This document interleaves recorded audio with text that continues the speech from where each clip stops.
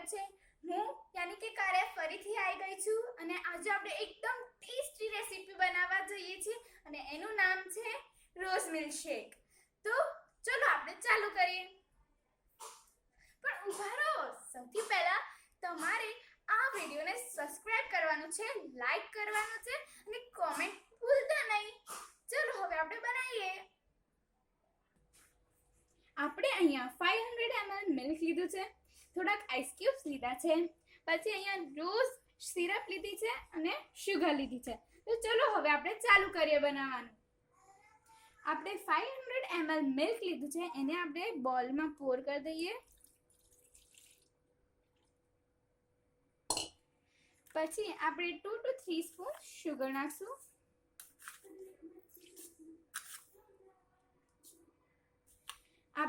હવે આપણે આને મિક્સ કરી દઈશું।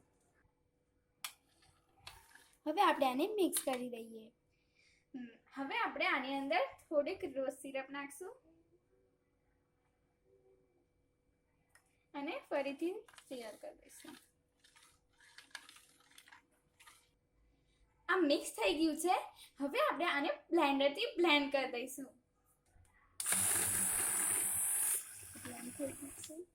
આ બ્લેન્ડ થઈ ગયું છે। હવે આપણે સર્વિંગ ગ્લાસને રોઝ સિરપથી કોટ કરી દઈએ।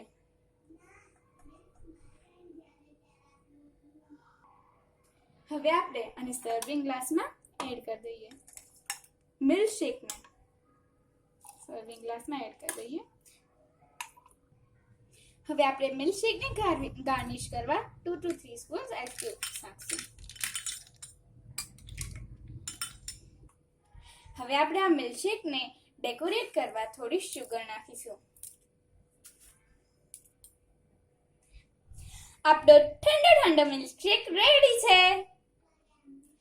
તમને જો અમારી મિલ્કશેકની રેસીપી ગમી હોય તો આ વિડીયોને લાઈક, શેર અને સબસ્ક્રાઇબ કરવાનું ભૂલતા નહીં।